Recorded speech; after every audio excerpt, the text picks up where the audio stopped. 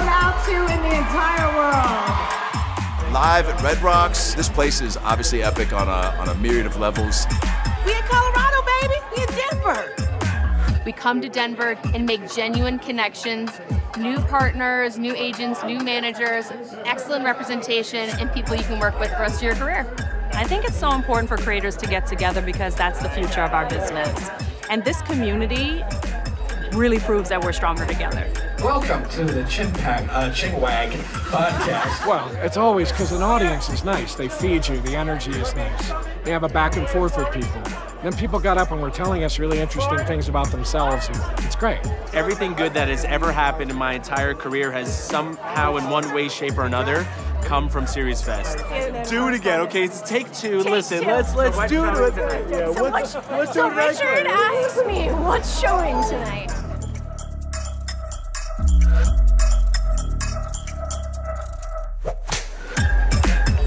What's going on behind me?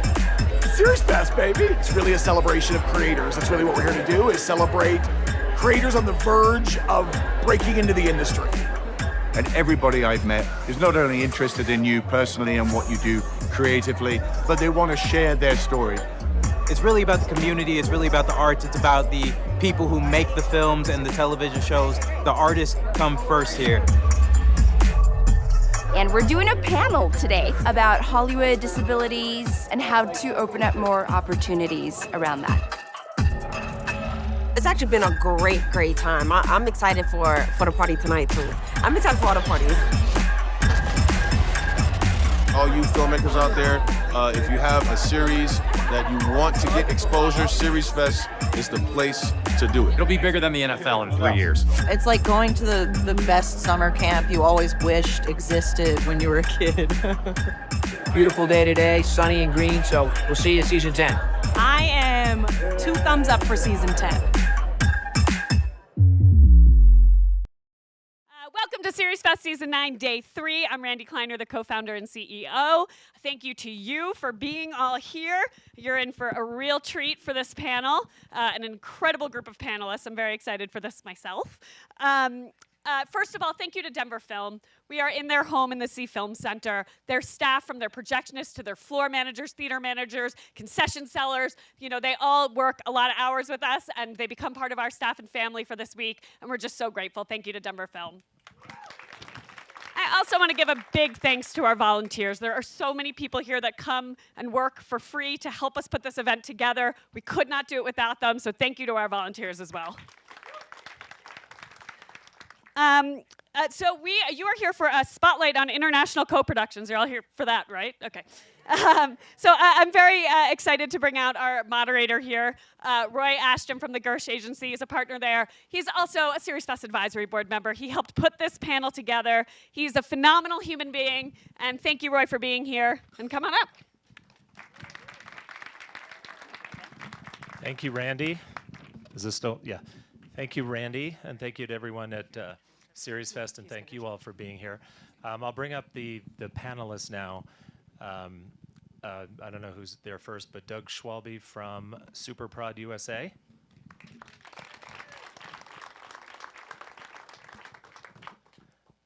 Melissa Myers from Kinetic Content, formerly WME. We used to be competitors. And now we're we friends. We still are. Yes, we're now friends. We were friends then, too. And then Richard Pommérat from 9 Studios in France. He flew the farthest, so he gets a bigger hand.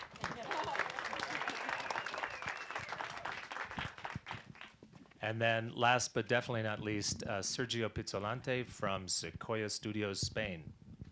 But he only flew from Miami. Still counts. Still counts. Not as many miles. So we want to, I'm going to have the panelists introduce themselves, and then we'll talk about what we all do for a living and how, most importantly, you guys do it, because you all do it very well and your companies are very established in this market. So go ahead, one by one. You guys tell everyone what you do. Sure, I'll start. Can you hear me? Yeah. I'm Doug Schwalbe. I've been doing international co-productions. I've done them for HBO, for DreamWorks, for 20th Century Fox. But what I like is doing them for myself.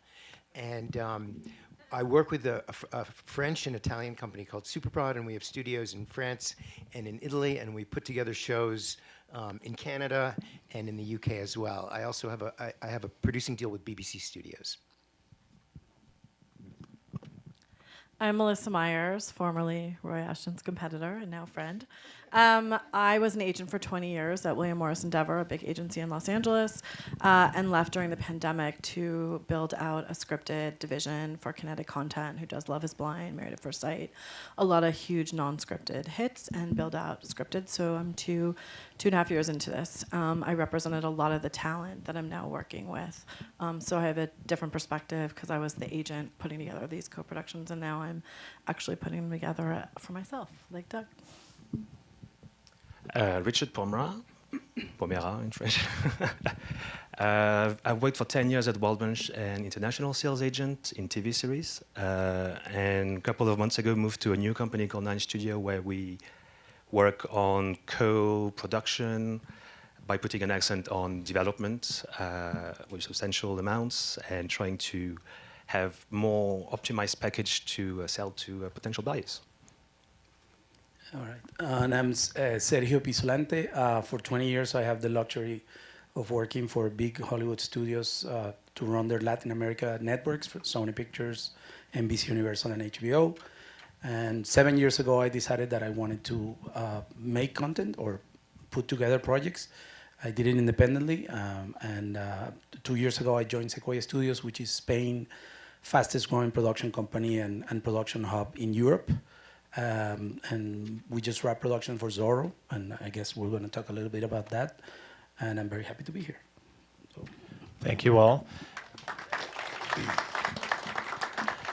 And we want to have them talk, obviously, and then hopefully we'll have time for some questions. But the one thing we want to point out as part of this is that a lot of times the audience doesn't know the difference between a co-production and an original show. A lot of times you guys pick up, you watch an Amazon show, it says an Amazon original. You watch Netflix, it says the same thing. A lot of times those are co-productions. And so without, sort of talking about anything, financially, what are the creative reasons, if you guys want to go one by one, you can pick up the phone and any of us can call those big streamers. Co-productions usually are not connected to the big streamers. Sometimes they are as either an acquisition or territory by territory. But now when you're building projects and you're deciding you found a project you want to do, how are you going about selling it? And tell us, how often are you looking to the streamers, and then how often are you looking to do co-productions? I'll go first. No, I'll go first. Well, I guess I had the advantage. I'm married to a Latin Grammy winner, singer-songwriter. And when you're in the music industry, one thing I tell creators is that, singers die broke and songwriters leave a legacy to their grandkids, which is worth a lot of money. So very early on, I decided that I wanted to focus on songwriting. Creating IP. My first project was Nicky Jam, which is a big mega urban star. I worked with a lot of these reggaetoneros, Bad Bunny, Balvin, because that was a way for me to make it relevant around the world. And I was able to put my first package between a Colombian broadcaster, a US broadcaster, Netflix taking the rest of the world. And that sort of continued on. And then the challenge for me was, how do I identify IP that I can sell around the world on smaller percentages? And that was Zorro came to be. It's a well-known brand, very mistreated. We can talk afterwards of why there hasn't been any Zorros between Banderas and today, but we changed that. We just wrapped up production. It's a very, very massive production for Amazon Prime in the US, Latin America, and Spain, 3 separate deals. And then Media One, a French company, has rest of the world, and it's been sold already in France, Italy, and we own 100% of the IP. So I guess that's our core. So he owns all the IP plus that fancy hat. Yes. But tell everybody, so if Zorro's, and there's no wrong answer to this, and again, that's sometimes networks pass on things, but why did you sell such a well-known brand the way you did, and why didn't you just call up one of the streamers so they could take the world and you do it for them? Well, thinking of the people that are here in the room, I now have the pleasure of being president of this division of this company, but this was 1 year ago. Before that, for 6 years, I struggled. I was an independent producer. And if you find something you believe in and you're passionate, you should stick to your guns. We did get an offer from Netflix, very low money. The model is what they call glocals, low budget things that can travel. And I thought, if I have Zorro, why would I give it away for pennies? And I stuck to my guns and I started finding better partners. And then, Carlos Portela, the creator, took the development to another level. That's when I went to Spain looking for a partner, which is exactly what we're talking about here. I could not make the show I wanted to make in Hollywood. So I literally got on a plane, went to Spain, met a bunch of people. And, I guess I was looking for a dinner date, and I ended up marrying and having kids and moving out there. And now I'm part of the company. But it started like me trying to get my little show off the ground. Now it's big, but it was just a dream 4 years ago. So do you think that you did go first to the streamers then to try and sell a show? Well, the thing with Zorro is a very misunderstood IP. People assume is a public domain. It isn't. And I got approached when the industry or the gatekeepers realized that I actually had the rights. And they were blurry because they said, what rights do you have? And I had a letter that said, whatever rights are out there, I have. And like I said, I stuck to my guns because I knew I had something valuable, and I never considered it. They did call. I never made a pitch to Netflix or any of the streamers as an original. And now your company owns the majority of that show. 100% of it. Good for you. So we're going to go to France now. And also, you had well-known, IP. You had Medici, you had Marie Antoinette. So tell us how you put those together, your company put those together. Well, we start with an idea. We have a production company that has this idea, Italian, the Medici, cool. Let's do it in English. No, because you cannot. And a lot of things, a lot is based on the trend that happened, and Netflix and Rai, the public broadcaster in Italy, were thinking, maybe let's do an English show. We're going to put more money. We're trying to go international. Cool. Let's bring Frank Sportsnet, who was based in Europe, American showrunner, the only one at the time in Europe, who brought this methodology that I think convinced channels and ultimately some streamers that the series is going to go somewhere and it's going to work out. So I think that locking the right talent was what really helped to push over the whole thing. And then once we got a few production company come on board, we had the channel come on board for about 70% of the budget. Still needed to bring some money. Talked to some people at WME and brought Dustin Hoffman to the table. Didn't shoot that much, but it was enough to add a zero to the entire envelope. And there we go. And it was a worldwide show, sold everywhere. So, yeah. So if you were doing that today and you didn't get Dustin Hoffman, what do you think you would have done? Found someone else. Okay. No, I think that, definitely it was a good addition. I think it's changed too a bit now, and some European talent have some cachet internationally, and I think also there's way more audience, or maybe not, but the industry knows that audience around the world can watch series from everywhere, subtitled, and it's okay. And recently there's a series called Drops of God. It was premiered at a festival a couple of weeks ago, and there was a keynote of the Japanese actor in it, and it was filled with, it was like a K-pop thing, and so all French people knew the Japanese actor. Great, because then you add another talent, not only the US, but great to have some US talent too, and you can still have a good show. It's all about building the package on a case-by-case basis. And so do you feel creatively it's better for the show to do a couple of territories and not likely go to a streamer, or? Some trends that there's been some trends. I think that recently the European market, let's say about a span of 10 years, have gone through loads of changes because, you arrive with, oh, streamers are there, let's go, and we're going to sell all the things. Casa de Papel came, and then, cool, they love Spanish shows, they love foreign shows. No, not that much. It's still a bit complicated, so let's scale back. And then everyone now is talking to the streamers, so streamers don't have spots for everyone. So channels now that used to run their show are saying, hey, maybe we can come back again. And recently, there's also been this case where streamers and channels now can talk together and collaborate instead of being one or the other. So I think that there's more. It's a matter of leverage and how can you bring leverage. If you're a young producer and you've got the streamer telling you, "I'm buying the entire thing," you kind of want to go for it because you get something done, and then afterwards, you can have more leverage to say, "I've done that, so now I can bargain in a better way." And at the same time, maybe add a production partner, maybe 9 Studio, for instance, and then saying to them, "We know how you guys do in terms of negotiation," and help younger producers to negotiate a better deal, where you keep some of your rights, you keep the possibility of the IP, and even if your show gets cancelled, for instance, you can potentially sell it to someone else or do a sequel or things like that. So, see, that's the thing that I think that people underestimate. If Netflix cancels your show, that's the end of the road. It's harder to get someone else to pick it up.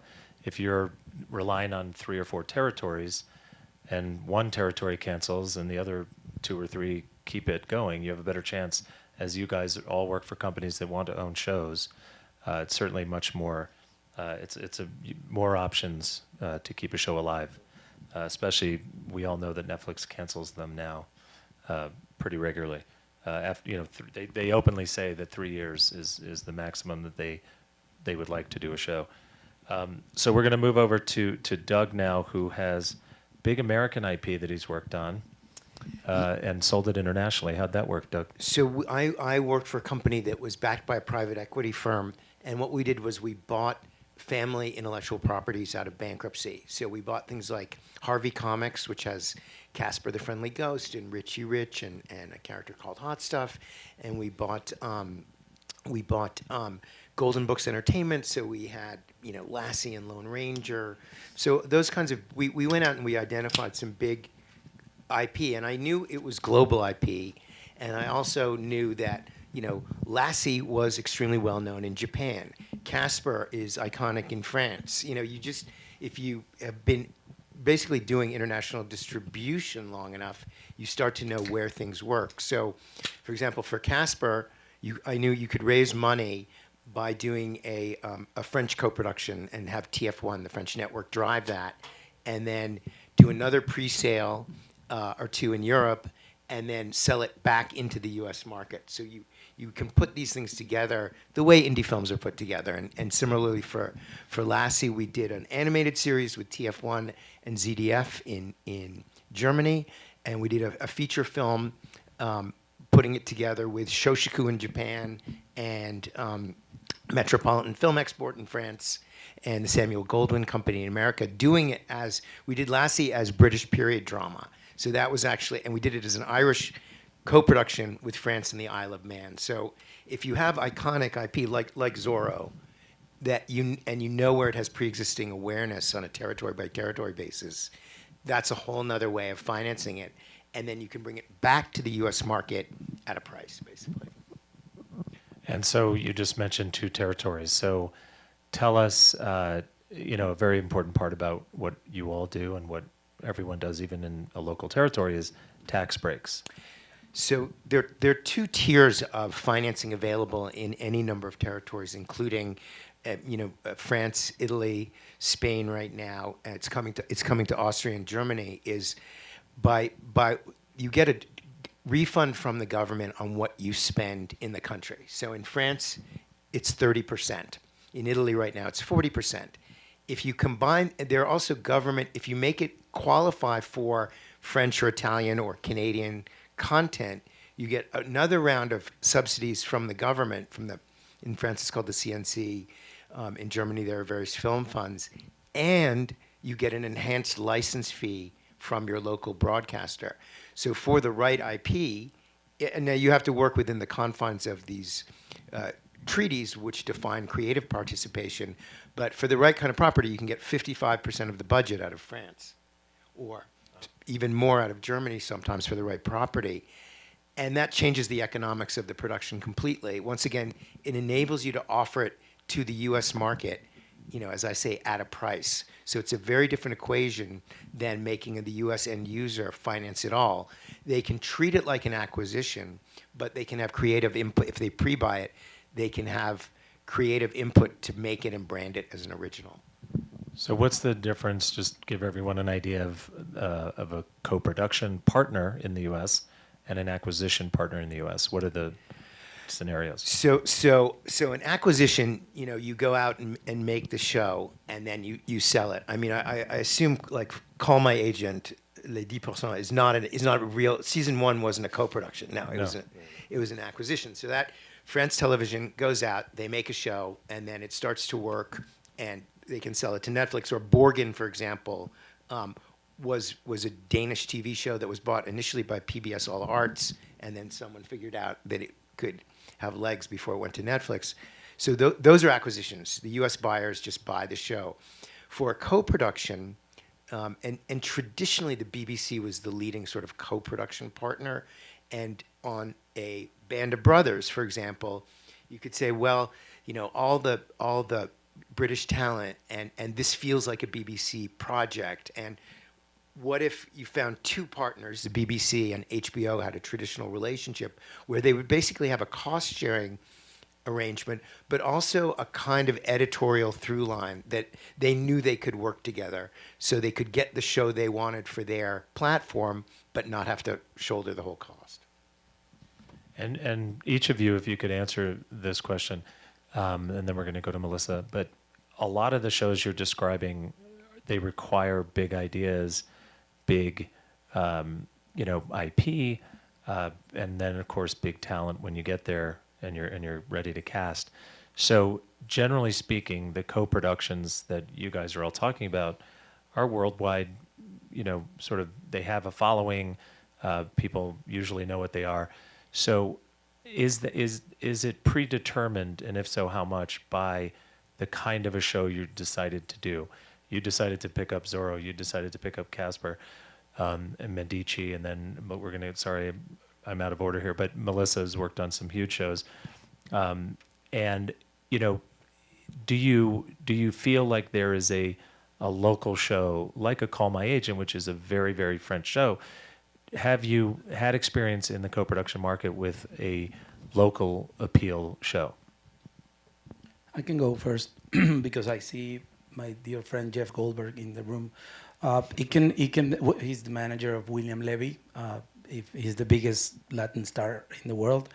And we put together, the challenge was William was looking for a project for global audiences to leverage his appeal. And we developed, we needed to find something global but be fast, and we settled on Monte Cristo, which is a story everybody knows.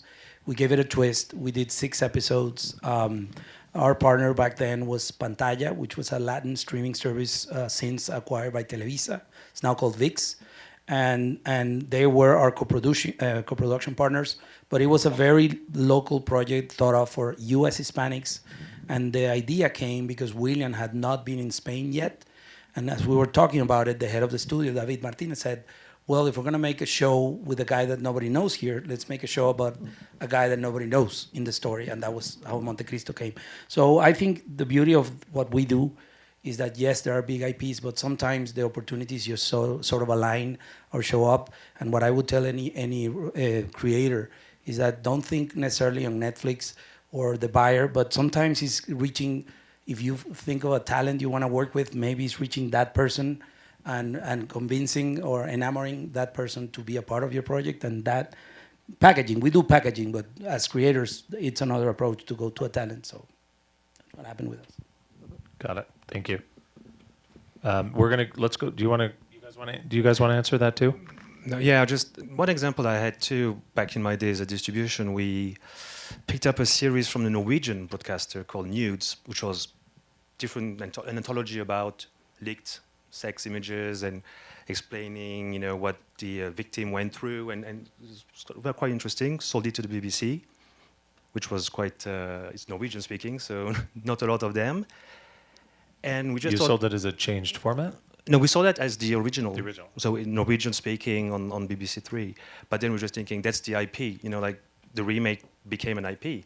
And it was so universal that it spoke to everyone, because everyone could have examples around the world about revenge porn, leaked nudes, images, and things like that. So now we just thought, let's try to sell it to a platform in French remake. And we'll produce a French remake, and it's now on Amazon Prime. I mean, shooting right now, and will be on Amazon Prime. But if you have 1, 2, and then you have this IP, you can just sell it everywhere. And you created it through it having been, an original idea somewhere else, and then you pick it up and show that there is an audience for it.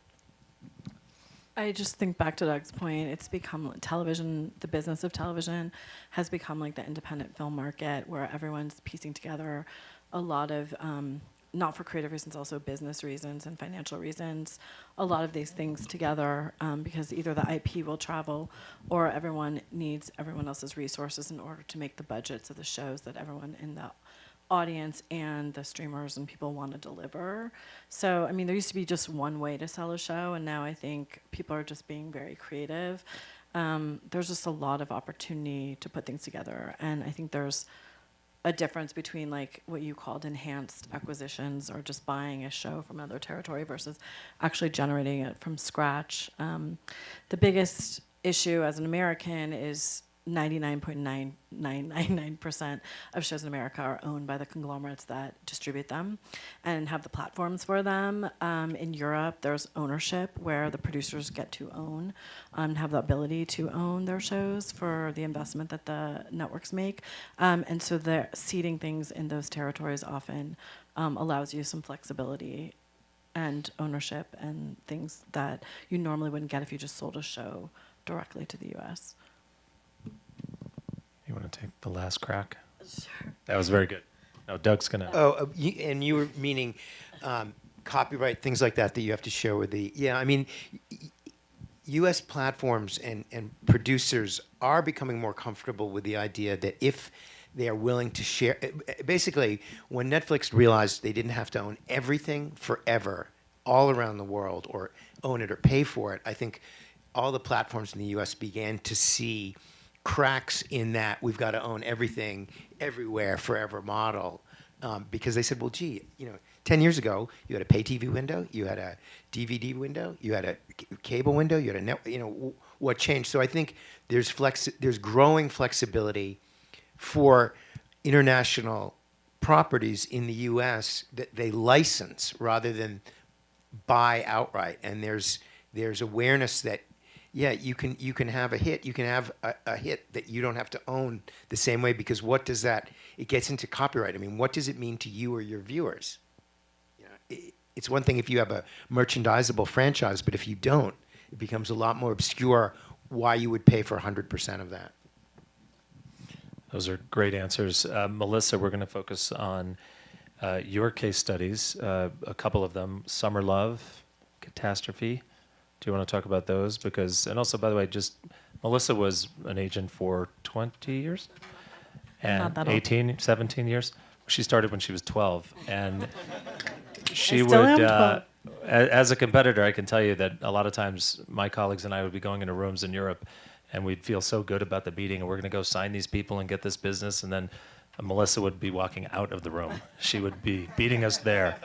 So now I'm glad you're not doing that anymore. It makes my job easier. But Catastrophe, which I actually was involved with when you were at William Morris a little bit, is a great example of, I think, how to make a tremendous amount of money using the international co-production model, even though you don't actually need the financing, right?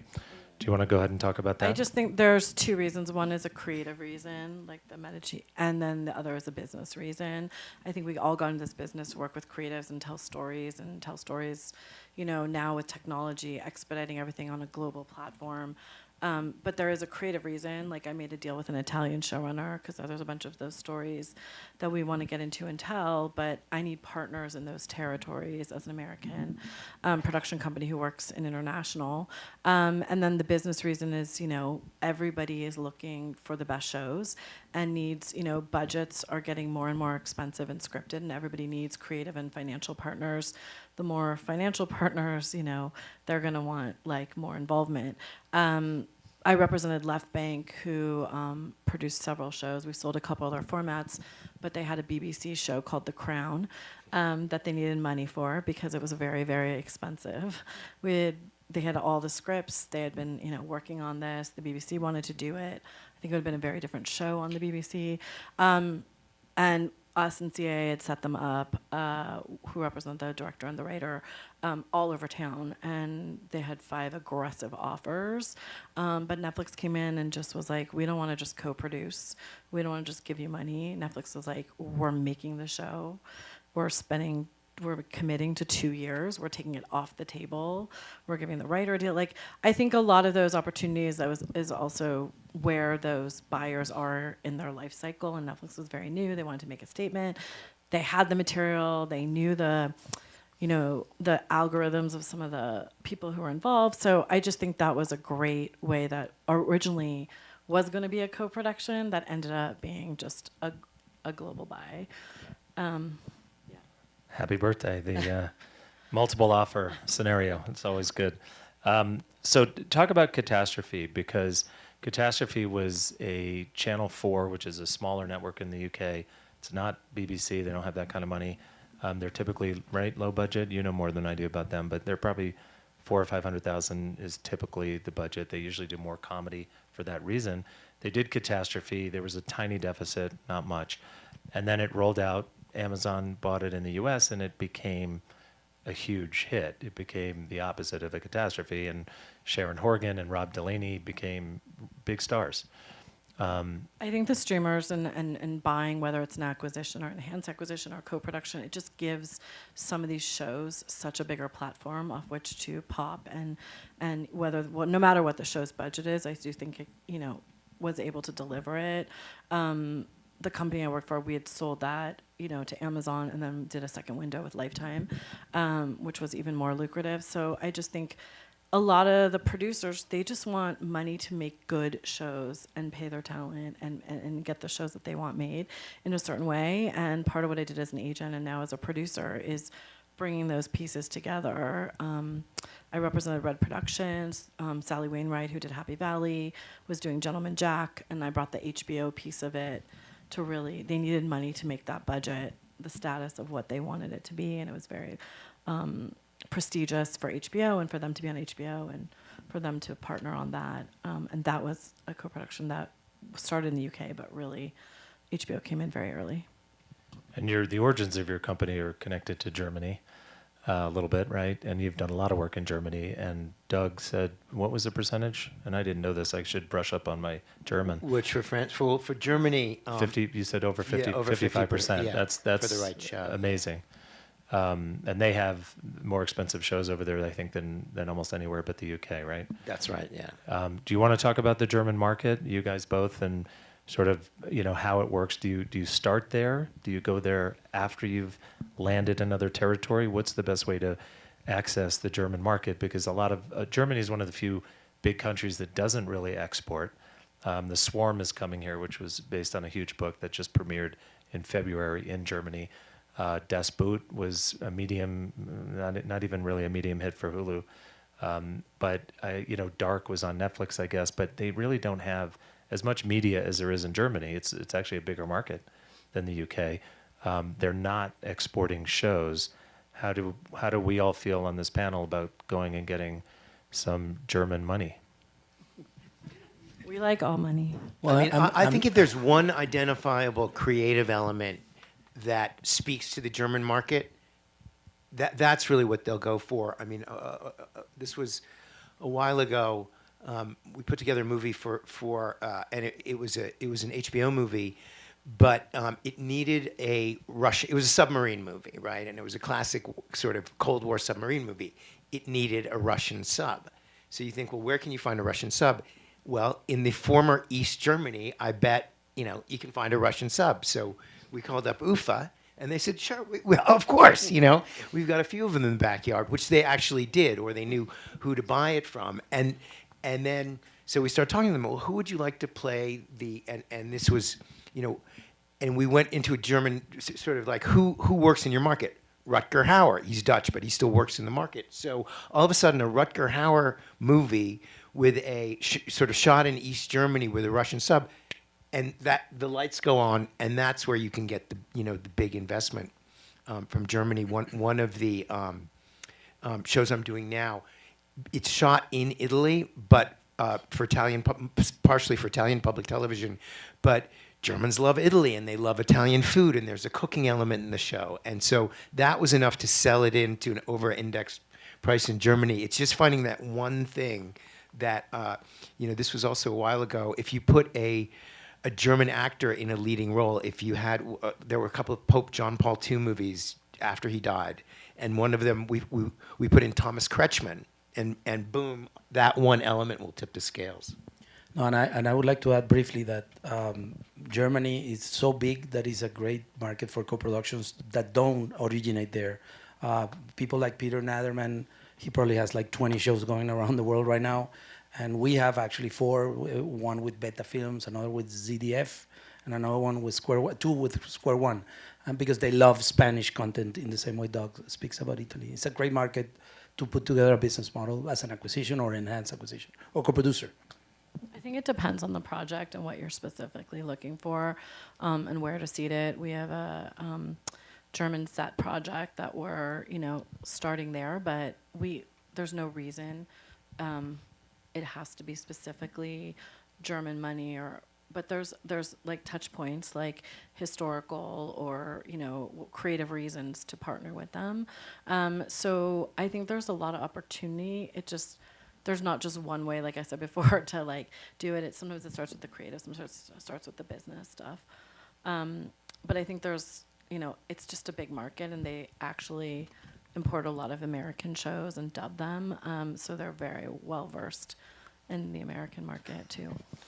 So do there are a bunch of co-productions out there that are very specific to different countries. I forget the name of it. I think it was called The Embassy. Was the English translation, but it was Finland and Chile, and it was a story of the 1973, the coup in Chile, and the Finland, government worker saved 150 people from the Swedish embassy, something. So obviously that's a perfect co-production. Do you recommend that people, this is a question to all of you, do you recommend that people try and find stories that touch different countries or multiple countries, and if so, sort of how do you go about finding and sourcing your IP? I mean, it literally is a big world, pun intended. What do you do from the get-go to find, Zorro comes to you and, Lassie comes to you. We all know that. We grew up with those things. But things that aren't quite as easily sourced, how do you guys find, the next great show, the next, co-production type show? I would recommend historical fiction. If you find a big historical event and you find a reason for you to be telling that story. I've been pitched stories about a Swiss lab and a German scientist and by a Colombian writer. And like, okay, I'm guessing there's going to be a Colombian in the story. Even the guy that cleans, or maybe the scientist is the daughter of a Colombian guy. Like there has to be a viewpoint that makes the story relevant, or the Chile, Finland is a great example. And because if you find an historical event, then finding a good IP to base the story, because you actually have to make a great series about something that actually happened. It's easier said than done, but that's a good point to start for me.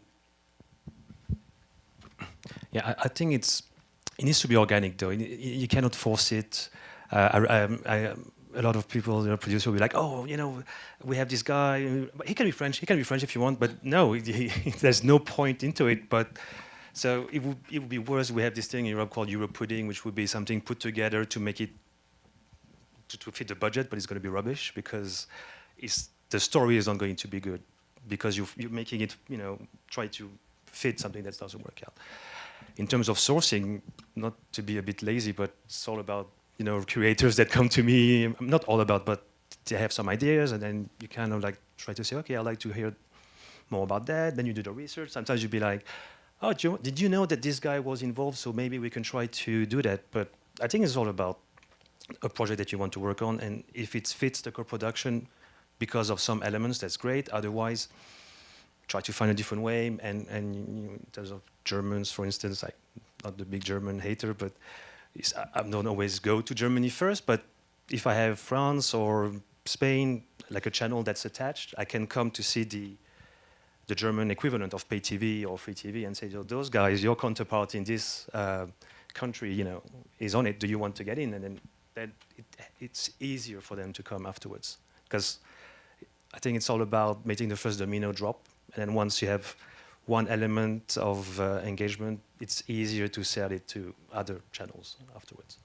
So to that point, the German government network ZDF, French government network France TV, and then the Italian government network RAI, those are all either the first or the second biggest networks in each of those countries, I think, right? France TV, TF1, they're Canal Plus, France TV, they're third or fourth, right?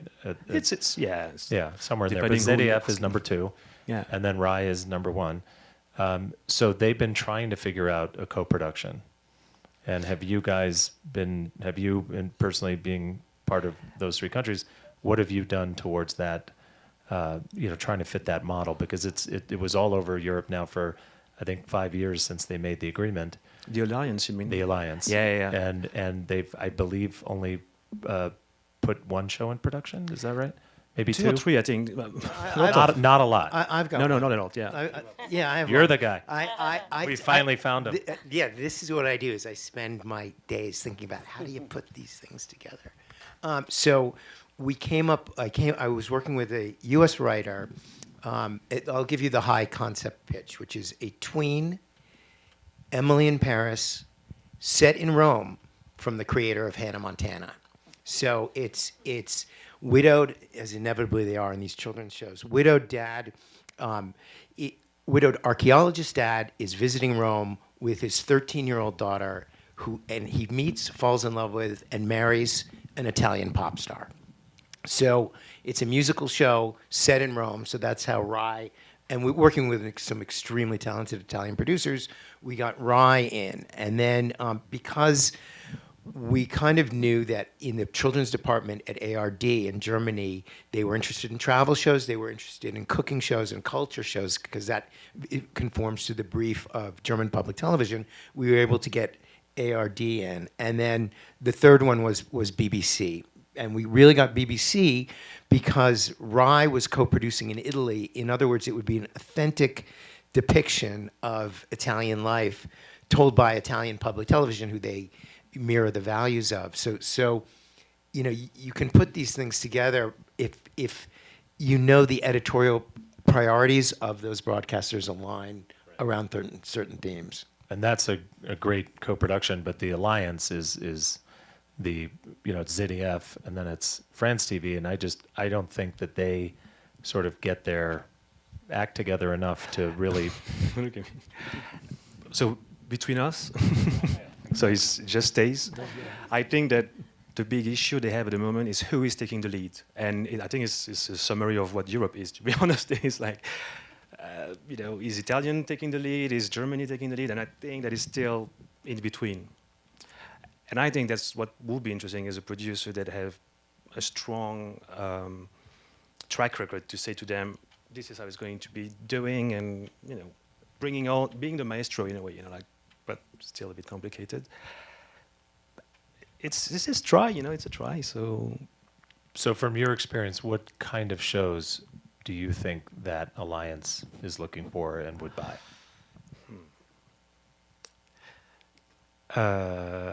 Well, from what they did around the world, so IPs, I suppose. I think it's about reassuring people, and you reassure with a strong IP. You build your package, and then that's how it goes. And so they did Leonardo as well, trying to replicate the Italian bio. Not sure about how good it is, but it's done, and it's high budget. So interesting enough, I don't know if it travels though. So is that enough or yet? We'll see. It's European co-pro, but Yeah. And so, two, everything we're talking about, even local shows, are mixed language now. You see a lot more mixed language, and the Swarm show coming out of Germany, which was just a gigantic piece of business for everybody involved in that. I think it's the most expensive show in Germany, 5 million euros an episode. It's 60% English. The Swarm is not a book that in the UK or the US or Canada or anywhere else in the English-speaking language did any business, really. It was a huge thing in Germany, and I think limited mostly to Germany, and I think a little bit Italy. So when it comes to language and deciding what you guys are going to do in that respect, tell us how you plan on, your next shows that you now have in development. How do you deal with addressing the language issues so that you get a better chance to sell your show? You can have a true co-production. You can sort of involve, more countries. Well, Zorro, we shot in Spanish. It is the biggest budget in the history of Spanish television, which is a big say. I cannot talk specifically. Spanish television Spain or Spanish television all of LATAM as well? I would probably include LATAM on a per episode basis, and it's 100% in Spanish, and it will be dubbed into more than a dozen languages. But in the case of Secuoya in Spain, we have the luxury of 600 million Spanish-speaking people.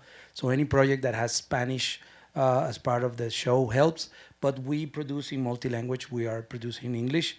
And ultimately, the language comes down to where the story takes place. If Narcos is open the floodgate on that front, it's a story in Colombia, but they told it from the viewpoint of two American DEA agents.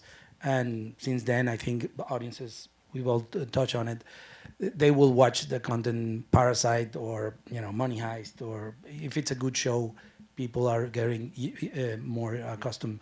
And something that Adam spoke in the panel before this is that not everybody watches streaming, and not everybody has Netflix. There's a lot of these shows that have life after the streaming platforms. Narcos, for example, premiered in pay TV in Latin America 2 years ago because when it came out, Netflix had less than 1 million subscribers, so nobody knew Narcos, believe it or not. And you would think here in America, Melissa, we were previously talking about this blindfold that America has, and the world is bigger now. I used to work in international departments, and we were like the ugly cousins, like the Kansas City, the coastal rich cousins, domestic, and we're like the weird kids from Mexico City or anywhere in Middle America. But now the world is really small, and it's bigger than America. It is way bigger than domestic. And I think the trends, let's talk about trends. So a lot of the countries in the world didn't used to make much of their own TV programming, maybe 20%, 25%. The United States, obviously, leading that. The UK, I think Israel. And I don't think any other country, and correct me if I'm wrong, maybe India because they make so much, but they export even today so little.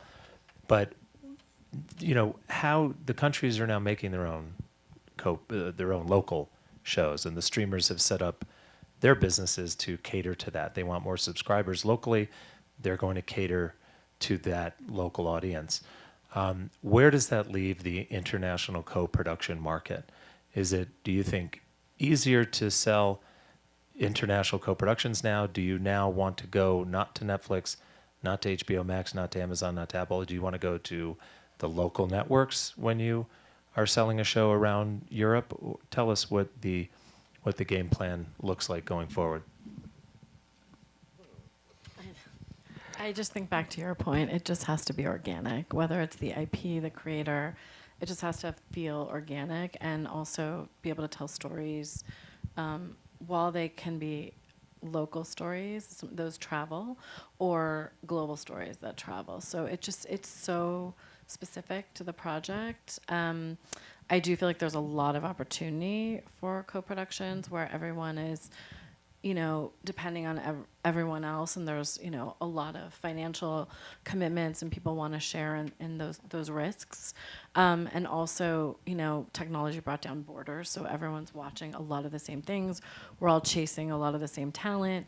I think the pandemic showed like a lot of people went back to their home territories or countries and want to work there now more. You don't have to be based in LA. So I feel like there's a huge opportunity to continue to build that. But again, back to your putting, it has to be organic, and the stories that are told need to make sense for the co-production, because the people that are buying into the co-productions, they need it to work in their territory, and they want it to. Yeah, I think one thing else I've noticed a lot, and I hope we can change that a bit, is that international buyers think that their audience are not as open-minded as they really are. And if you give them projects from all over the world, you can see they can embrace it, and it's just a matter of maybe having a diversified offer. As you say, the world is big now, and there are loads of content creators. It's this new age of television where creators just go crazy, and there's so much talent around the world. One thing interesting too for us in Europe is that we implemented some measures and quotas in terms of having original content. I think platform need about 30% original content, local content, if they want to be in Europe, which opens up the gate for us in terms of production and being able to, in a way, be local and support the local. But I think that it's also interesting for Americans to come bring some of their, I was going to say savoir-faire, but their know-how, and wanting to do more and go to the independent route. And then we can, work something out to get the quotas and having a European qualified, but with American talent there too. It could be an interesting way of bridging the gap and then opening up the international landscape. Maybe. Should we open to some questions? Do you guys want to ask some questions now? Yeah, do we have a microphone, or? Here he goes. Do you want to yell it out? Yeah, go ahead. You can give him, you can give him this. Yeah, we can hear you. I'll repeat it if they can hear. And just thank you all for coming. This is really great. I noticed most of the anecdotes were Eurocentric, which is very understandable, but I'm curious, being in the Asian century and Asia just being, demographically, population-wise, and just, even IP-wise, being the big elephant in the room now, any... I was actually just about to speak to that. I hope. I think there's huge opportunities for, in looking at diaspora, the concept like the Nigerian diaspora. You can do a British show, but it's actually a Nigerian show, or is it a Nigerian show? And same thing with India. There are Indian communities in every country, and so when we think of a Polish show, well, what if it's about Indian people living in Poland, and I think it's, and I'm doing this with one Nigerian show. I also think there's, as you said, you can do a Chinese show in Canada. Vancouver is a Chinese-speaking city. No, I mean, in the best possible way. I mean, so I think the limitation of nationality as opposed to culture and diaspora is a great area of growth and opportunity. Have y'all noticed any difference, though, in terms of co-productions that involve Asian partners and money? For example, like strings being attached, working with China, for example. Where you want our money, well, you have to do this with you have to change these aspects of your film. Is that something you'll run into with European co-productions as well, or is that very unique to working with Chinese partners and them having big ask on changing the content? China's closed to us. So I would say China is a no-go. You guys, I mean, the big companies like Disney and, they can, Tom Cruise had to change the logo on his jacket, right, in CGI. But so we're not doing anything in TV in China that I'm aware of. No. I work for Sony, so I have a lot of contacts with Asia, and Andy Kaplan, one of the producers for Zorro, owns AXN, Animax, all of these networks, and that's one of the reasons we wanted to find IP. I assume it's the case, as Doug was saying, for some of the IP. But as creators in the room, I work for domestic studios, and one thing that is very refreshing in Europe, working European tourists, is that most of the buyers actually read the scripts. You would be surprised how many people in Hollywood don't read, and creators romanticize their craft, and then it gets thrown in a pile or read by a junior analyst, or kids that have never produced anything. They come out of an MBA, and they're the head of acquisitions for streaming, and they don't really know what they're looking for, is what I'm saying. So be prepared to present your art and be vulnerable to people that don't really know what they're looking at. But internationally, I think there's a little more respect. I don't know if you all agree with that statement. But to me, it has been a pleasant surprise. Working internationally. Yeah. But Asia, I think it's tried a lot. And it's complicated because it's also, they have their own local market too. And for instance, Japanese, very close, they have their own industry, Korea the same. So it's not always easy, but it's the same thing. Like, you don't really have a lot of Asian shows that channels acquire in Europe, maybe the US a bit more, I don't know. In drama series, I mean. It's opening up a little bit. There's a series right now, there's a French-Japanese co-production on Apple TV Plus worldwide, so that's a huge, big, old international co-production example. Let's hope it works out and that we can say, oh, do you know what? It actually works. With the right fit, it works. So it's still experimental. Hopefully it's going to open up, but not that easy, you know, to convince also Japanese or Korean to work with us. It's not easy too. But I would also say to that and you guys tell me but my observation is that a lot of the other countries are behind the U.S. in the business of television and film. And that means that they're now telling stories, right? So Spain, Netflix has 44 original Spanish shows. That's pretty crazy to me because they only have 80 in the US and they have 44. They have 42 dramas, 2 comedies. People are telling stories that they never got to tell before. The United States has told every story. I think they've told them more than once. And the reality is, and I'm not trying to be funny, but the reality is that the big companies now, and these companies are massive, their business directive is to go to the library and make money from the library that you already have. So Disney Plus is look what they're doing with Star Wars. I mean, look what, DC hired, a director and an executive to build up that universe. Look what Marvel's doing, and so I think the American, and at Disney, we actually make fun of them. I can say it in this room, right? We don't call them executives, we call them brand managers, and that's what they are. They are brand managers. So I think some of it's, I know that's harsh to say, but some of it's less original storytelling. And Disney does have a division for Disney Plus that's original content. I don't even know one show that they have. I think all the shows they have are the big IPs and the, sort of library titles and things like that. So I think that's part of what's going on in certainly in our world. But the other thing is all these, Squid Game was an accident, right? Money Heist was also an accident. Those producers tried to sell those shows for years. No one wanted them. No one wanted Money Heist in Spain. And Netflix finally opened an office, right? Same thing happened in that guy was pitching Squid Game for, I think, 5 or 6 years. And no one wanted it. And I think it's one of the best shows I've ever seen. But those are, thank goodness for Netflix and thank goodness for the other streamers. But so, who knows? I think that, but it's hard to do an Asian co-production, right? So they watch our movies, but they don't, I can't think of any TV shows that have gone there. Yeah, I mean, you have some of those Indian shows on Netflix, like Delhi Detective and Delhi Crime. Delhi Crime, and what's the other one? Mumbai. Something Mumbai. Yeah. But those are just exportation. Those are Indian. Well, Delhi Crime is actually one of our clients. I don't work with him directly, but he's American. Okay. And he's been living here for 25 years, and he's in the Hollywood system. He's bicultural. Mm-hmm. And so he went over there and did that show, and it's great.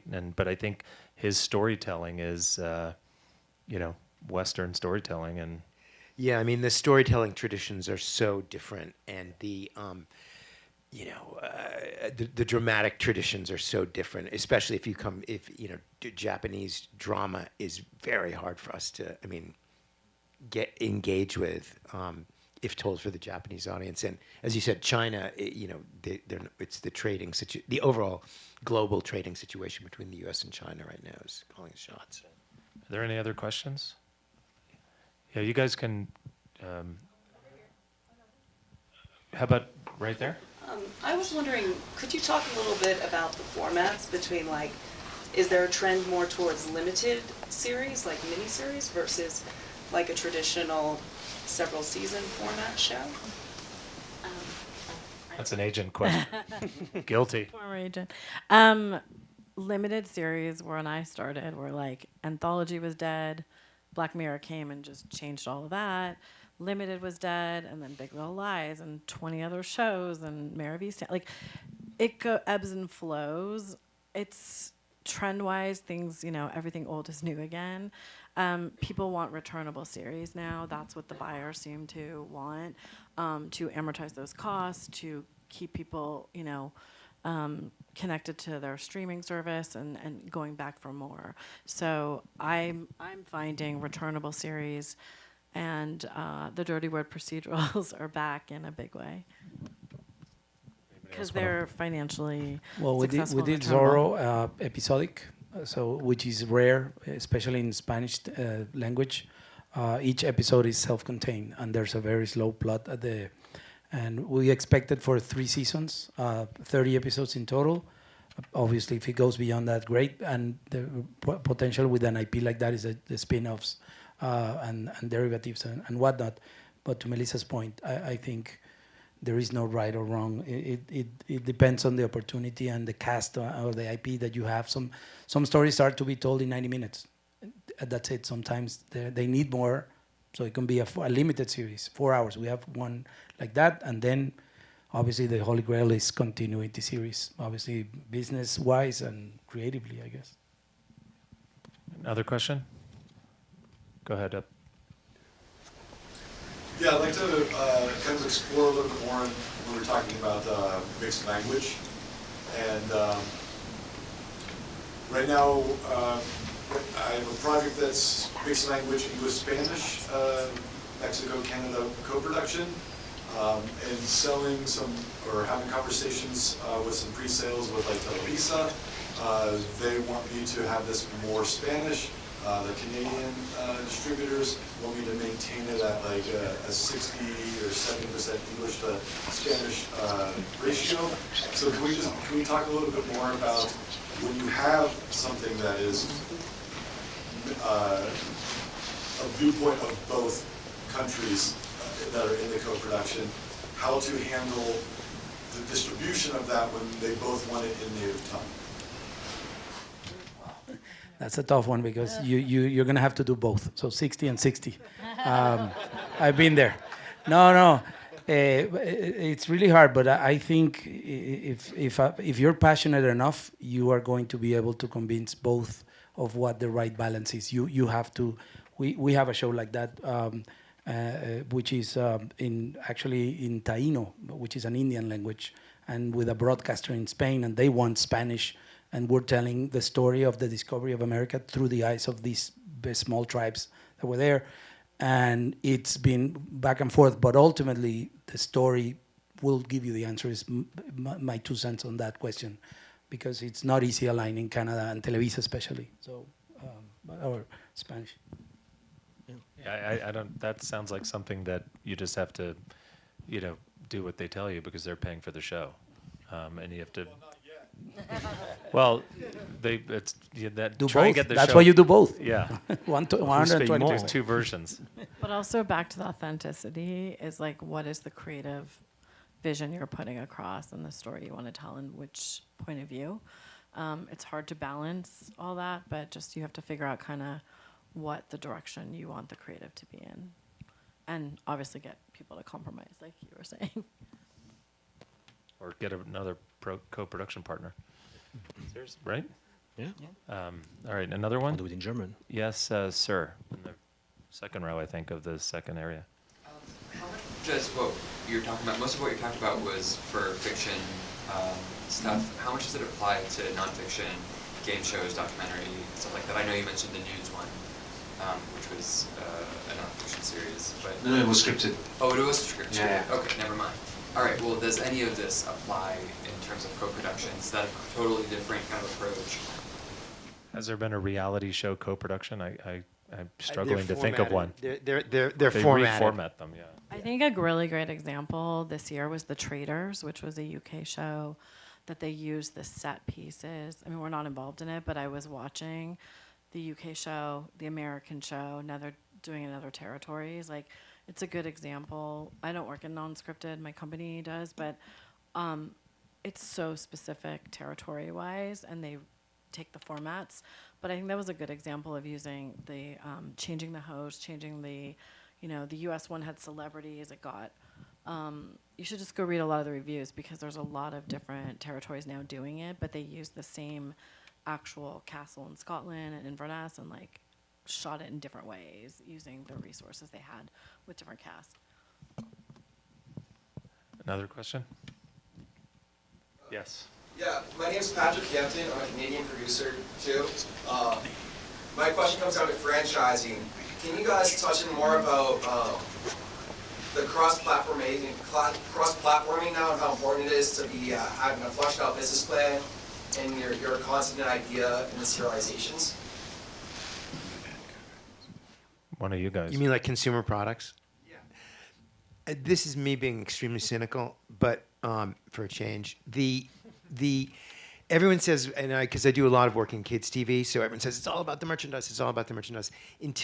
Nothing happens until you get a season 2. So it's nice to say, and people who get merchandising will get it or not. But in my experience, to blow out a consumer products plan until you get to season 2, you can't even engage the agencies. What about for more of like the marketing for apps and games side of things, because we're talking about a digital platform? Is it organic? Does it play with the series, or we're talking about series? Talking about more like attracting the attention in multiple languages and just like how important it is to basically subtitle, how important it is to have multiple languages, interpretations, which I was hearing, it was touched on with Zorro, like doing like 12 different languages, and why it's important in your business plan to have that come into your markets and the sales. My 2 cents, when I got a hold of the IP, we were all freaking out that we were going to be millionaires selling these caps, this is I made for myself. Now, these are tests that we're doing. To Doc's point, merchandising is sort of a pipe dream until you hit a certain level of success. But I think if I wanted to give you something valuable out of this panel, is that, and for everybody, is that if you are passionate about a project, don't wait for the cavalry to come in, a Netflix, a Buyer, Amazon, whatever it is. If there are other ways where you can explore your idea and your project, be a podcast, a video game, an app, anything that would add that. This is similar to the music industry. People believe wrongfully that a woman walks into a record label with a guitar, blows away somebody, and then has a career. That happened maybe twice in the last 40 years. Whitney Houston, maybe, Celine Dion, both by the same guy. I can't remember his name right now, Clive Davis. But in reality, today, labels go to Instagram and TikTok, and music is launched via TikTok. You cannot have right now a top 100 track if it's not on TikTok. So if there are ways where you can explore your idea on TikTok or Midjourney or any of these other new things, by all means do it. And not wait for on a business plan thing, because it's all, at the end of the day, numbers. The paper can take anything, but in reality, to Doc's point, you have to hit a certain success before it becomes something. And we are one more question, and then we're out of time after that. Go ahead, ma'am. I wanted to ask, I write comedy, and I have a film that we're talking about doing a co-pro in Italy, and we always get mixed around comedy. It's like, no, globally they don't like comedy. You'll never sell comedy. Comedy is awful. Nobody will do it. And then when they read the script, this company in Italy, they're like, this is hilarious. And so I guess my question is in the realm of comedy and what you're seeing trends around in terms of is there opportunity to really do comedy everywhere, or is it something that you would recommend you focus domestically on? Because I understand we laugh at different things based on culture. I get it. But I also think a broad comedy has legs. So what are you seeing in the comedy world? I spent years having people telling me comedy doesn't travel, comedy doesn't travel. I had a series, a Norwegian series, which was The Office in Norway, with finance and ethics. And we had it showcased at a festival, and it was pitched as Norwegian comedy about finance. So I thought no one was going to come. It's the north of France. It's just, so I was on the big center place, and I just told to all people, come, it's going to be great. And it was huge. We didn't know that it would, some of the jokes, I didn't know what they were laughing about. And sometimes it can be very, very specific, and then you're like, okay, there's the cultural differences there. And it was an interesting test audience. I told the buyers, there you go, you got French people, you got about 200 people that came, joined the Q&A on a Wednesday night, what you're going to do? Are you going to listen to the audience or not? And they were like, oh no, it's still complicated. So we do a remake, but I don't know. It's honestly, if you like the project and it could work, maybe get some. GoPro would be great for that. Like a production entity that could help to make it, a mix between these two. Because we can laugh at the same thing. We travel and we meet people from all over the world, and we laugh. It's not like we have boring conversation all the time. So there must be a point where we are, we have the same kind of sense of humor. So maybe a bit more work, or not that I'm saying you're not working, but just like taking more time to find a way that could work out. But that is all about convincing buyers afterwards. But I would say stick to it if you like the project and see how we can do it. Thank you all. That was very informative.